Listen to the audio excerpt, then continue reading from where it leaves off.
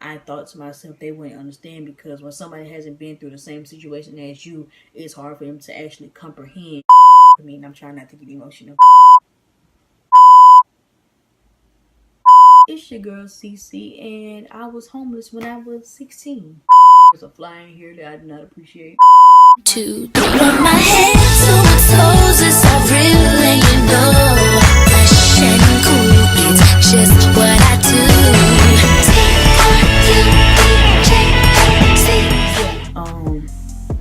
I was homeless when I was 16. Right now, I'm just going to give you a brief overview of my life. This is a very hard and touchy subject for me to talk about.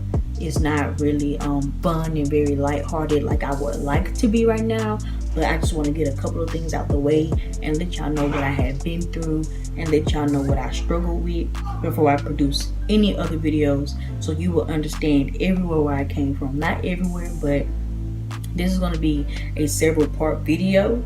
So like, comment, and subscribe, and let me know if you want to see the other parts of the video, depending on how many other parts that I want to have to this, depending on what I tell today. And I'm tired of doing this. I'm not going to do this again. I was homeless when I was 16, and just to give you an overview of my life, I was born not in the wealthiest family. So basically you could say poor.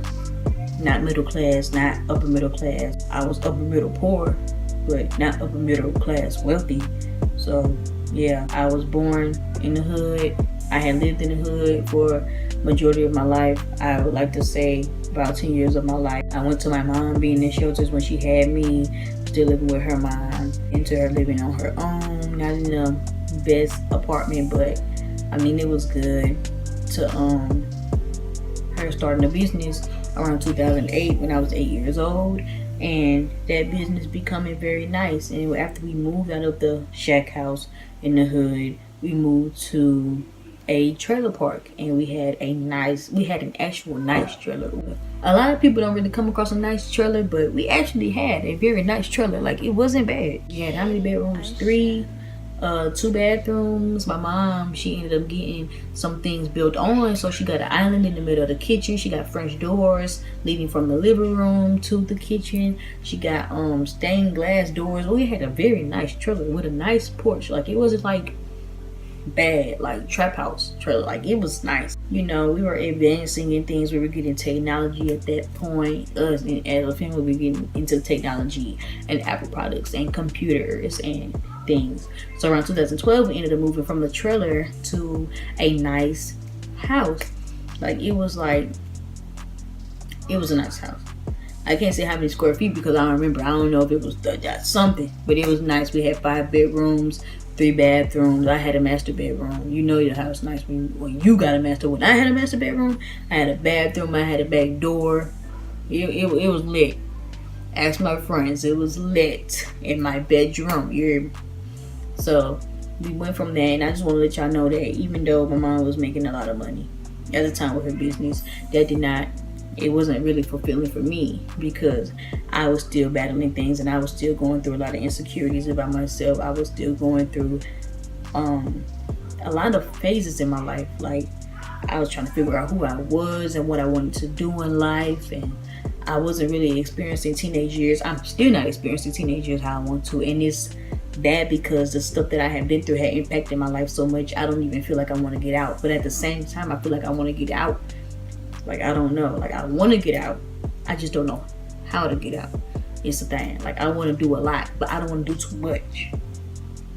Like, I'm scared of life in general. Everything that I have been through and everything that I'm going to say in these parts are very scary. So, we had lived there until I was about 15. And in October or November of 2015 is when we actually started struggling. My mom's business wasn't going as well as it was supposed to be going. We were behind on bills, and it was a lot of things going on. So in about February of 2016, right there in the new year, we got evicted from our house. We could have owned it, My mom actually had enough money to own that house, but because of the decisions that she made, it basically impacted the way that we were going to be for a long time. And I'm gonna blame my mom not once, because, you know, she came from the hood too. She didn't have a very rich, wealthy family. My grandmother worked 3 jobs, and was never home, and they had to be with my great grandmother for a long periods of time. So it wasn't all peaches and cream for her either. So that was one of the most gloomiest times of my life. It felt like every day, not only was it cold, but it felt like every day it was like gloomy. The sun was never out. I started stressing out a lot, being that we had got evicted. We had to move in like 2 days. There wasn't even enough time to say goodbye, so I started failing in school, feeling really bad, feeling more insecure because I couldn't go get my hair done, or I couldn't go buy any more clothes. It had some times where I would sit in the bed and literally cry. Those days I would cry my eyes out, wake up puffy eyed, and my mom would ask me, "Oh, what's wrong? What happened to your eyes?" And I said, "Oh, the pillow must have been irritating my eyes, and my eyes were swollen." I guess sad to say, but like I couldn't tell my mom how I felt. I wouldn't think I thought she was going to deny my feelings. And if anything I hate is when people deny or discredit feelings, emotions, work, anything. You cannot discredit anybody. Don't. That's one thing that I hate. Don't discredit anybody for anything. We ended up moving into this hotel in the city. We ended up moving there, and it was very low quality. It was a very cramped room. At the time, my mom had 5 kids, so it was 5 kids and her. It was a very cramped room. It wasn't nothing but 2 beds, not even a kitchen, like a walkway, and the bathroom, and that was it. And I didn't want anybody to know that that's where I stayed at. But eventually I had to still go to school, and my mom couldn't take me back and forth to school every day because she still worked.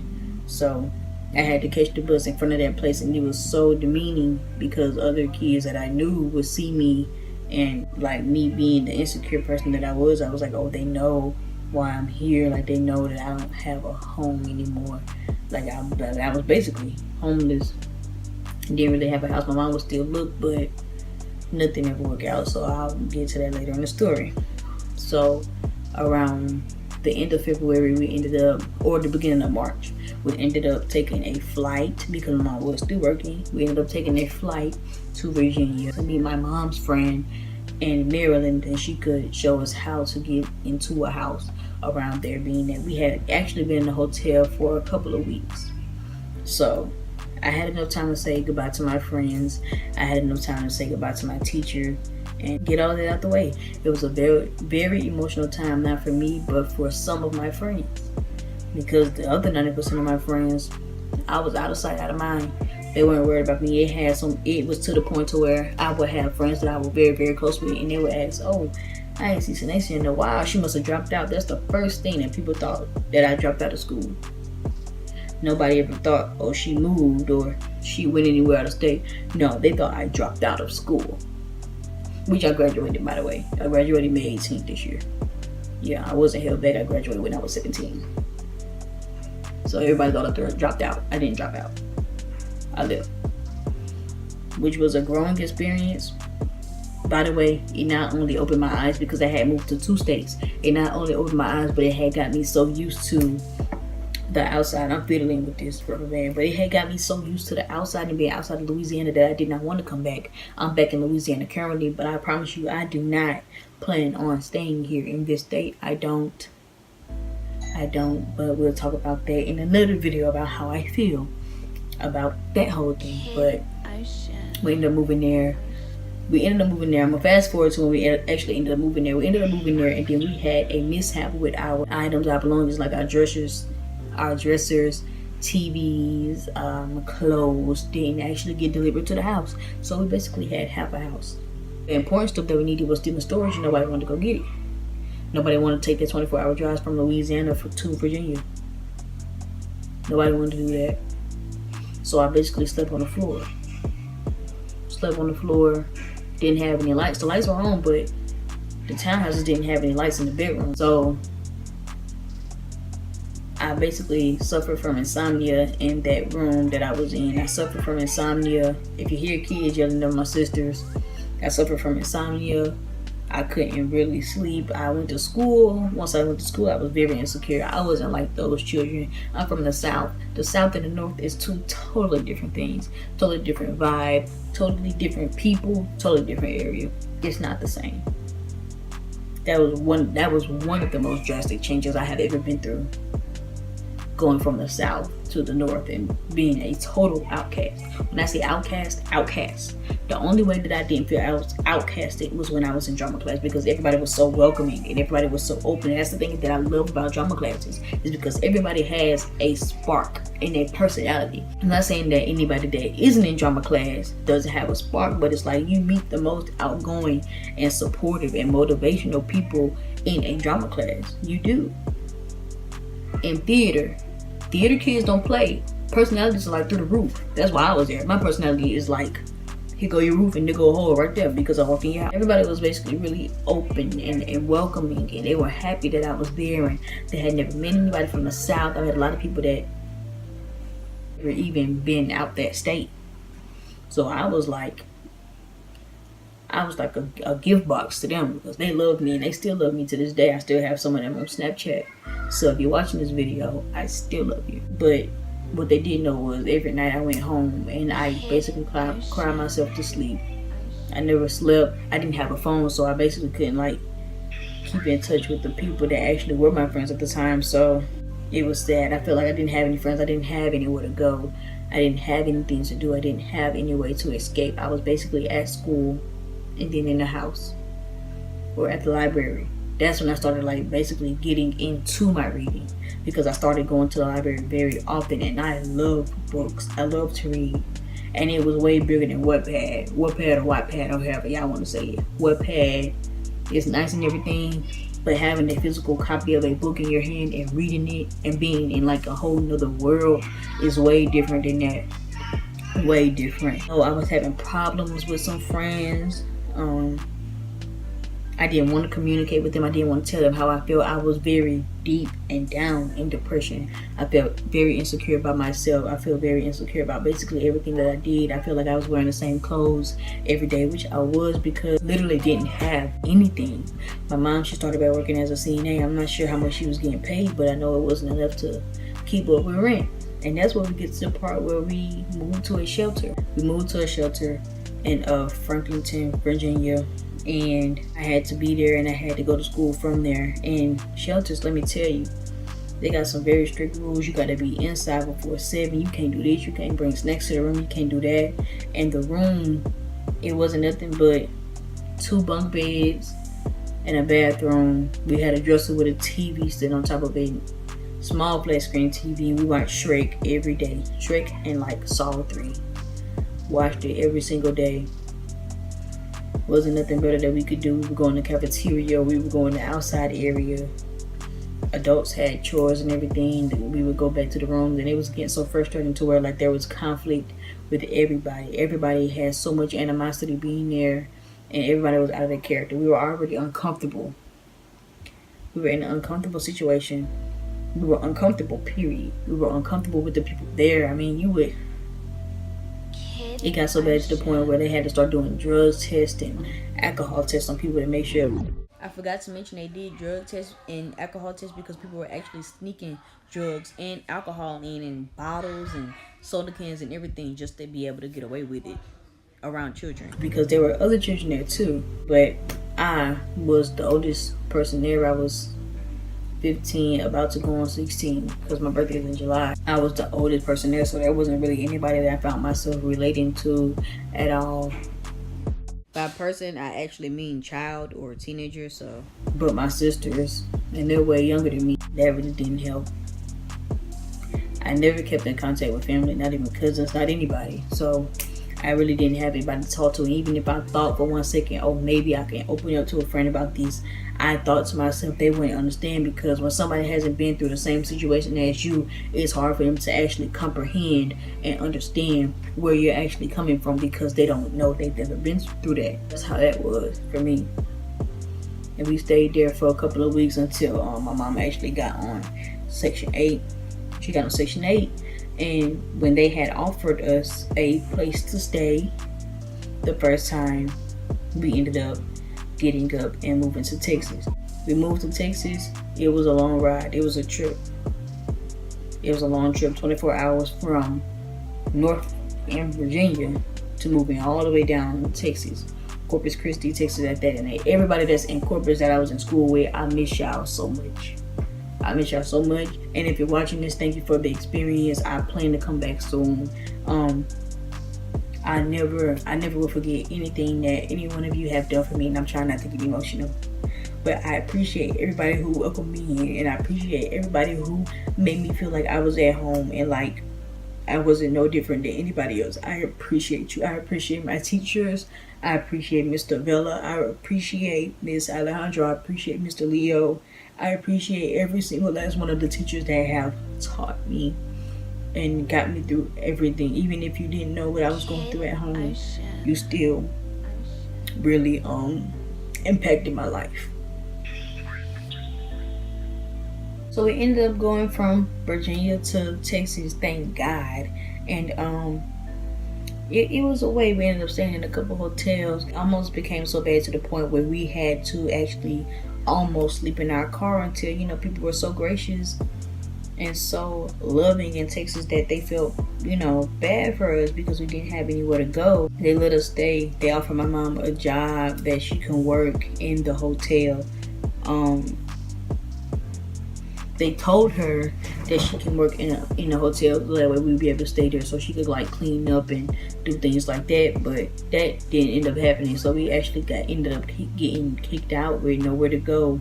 And it wasn't like we had any bags or anything with us because we didn't have any clothes. The only way we were able to eat is because we had food stamps, and we were still getting food stamps from Virginia. So that was that. And it was a couple of times where we almost got a house, when we almost did. We actually ended up moving into a shelter, and I promise you, the shelter that we stayed at, Salvation Army, I know everybody everywhere has a Salvation Army anywhere.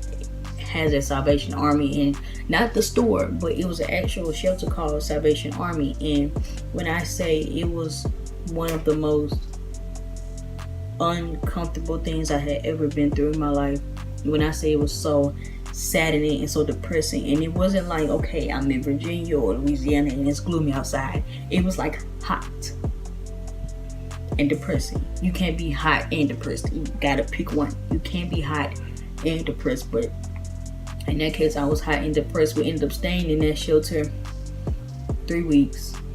You know, my mom had gotten into it with people. It was bad outside. We actually ended up seeing somebody pass out outside. That's how I wasn't used to the Texas heat. I was used to Louisiana heat. But Texas heat is a totally different type of heat. There's a fly in here that I did not appreciate. There were homeless people who literally right outside the shelter. There was a women's shelter and a men's shelter. There were men literally right outside the shelter who would sleep outside on the ground and be there because they didn't want to be inside.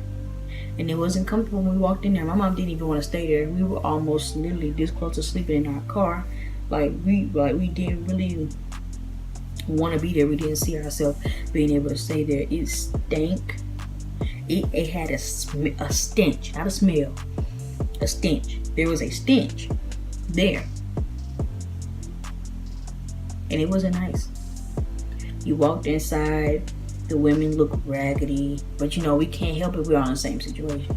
They looked mean. They were telling us all the tea. They were very messy women. Very, very messy. Very messy. It had women that had been there 2 and 3 years, and sometimes I would just sit to myself and think, how could you put yourself in this type of situation for 3 years? Like my mom, who was very driven and motivated because she had a lot of kids, like the rest of the people in there. My mom actually got a job in Texas, and she actually ended up working at the hospital that she had ended up working there for the whole year and a couple of months that we were there. Also, by there, I mean us living in Texas, by the way, which was very nice, and that's how we ended up getting an apartment on July 18th. After all that we had been through, we had gotten a very nice apartment on July 18th. This is the part where I end the story because I'm gonna do a follow-up video So let me know if y'all want to see a follow-up video. I'll do a follow-up video to let y'all know more in depth of what happened from July 18th to July 18th, because it was a year. So I'll let y'all know what happened. I'll let y'all know how I felt in that point in time when I got to Texas and I went to school there, and all the people that I met, and why I had gotten so emotional when I was telling them thank you, because you would really see how much they've opened my eyes. I just want to thank everybody for watching, liking, subscribing if you do. This is a story that I really been dying to tell. I just need to find the right time to tell it, and now I feel comfortable with telling this story, and there will be more videos to follow. So make sure you like, comment, subscribe. Follow me on Instagram at theceester. Follow me on Twitter at, what's my Twitter name? Did you hear it? See, I'll spell it right here. Make sure you check the description box, and I will actually see y'all in the next video.